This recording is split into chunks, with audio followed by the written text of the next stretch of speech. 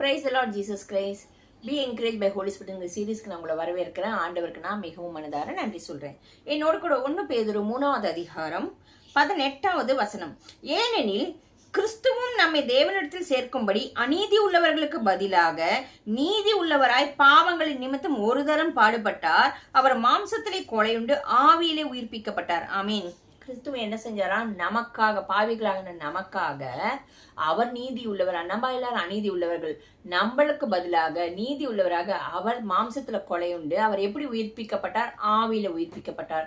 நம்மளும் பாவத்துக்கு மறித்து கிறிஸ்துவுக்குள்ளாக ஆவியில உயிர்ப்பிக்கப்படணும்.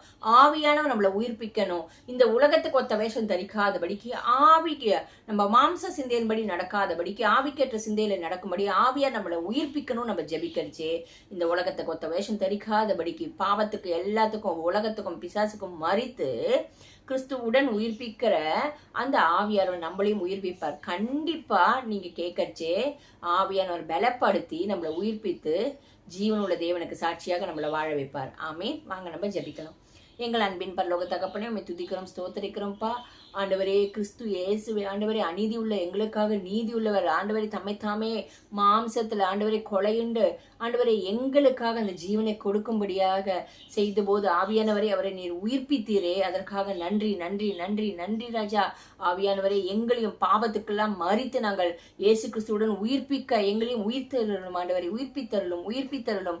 எல்லாவித இச்சைகளிலிருந்து மறிக்க ஆண்டவரை உலகத்துக்கு ஒத்த வேஷத்துல மறிக்க கிறிஸ்துவனுடன் ஆண்டவரை நாங்களும் உயிர்த்தெழும்ப ஆண்டவரை ஆவிக்கேற்ற சிந்தையில ஆண்டவரை பரிசுத்தத்துல பக்தி வைராகியத்துல சாட்சியுள்ள ஜீவியத்துல ஊழியம் செய்வதில் கர்த்தர் ராஜ்யம் கட்டும்படி கர்த்தர் சித்தத்தை செய்யும்படியாக எங்கள் ஒவ்வொருத்தரையும் உயிர்ப்பிக்கும்படியாக ஜெபிக்கிறோம். இயேசுவின் நாமத்தினால ஜெபிக்கிறோம் பிதாவே. ஆமீன் ஆமீன். ஆவியானவர்கிட்ட கேளுங்க. நிச்சயமா அவரும் அந்த உயிர்த்ததின் வல்லமையை நமக்குள்ளாக தந்து எப்படின்னாக்க நிச்சயமா எட்டர்னல் லைஃப்க்கு போறது ஒரு நாள் இருக்கு.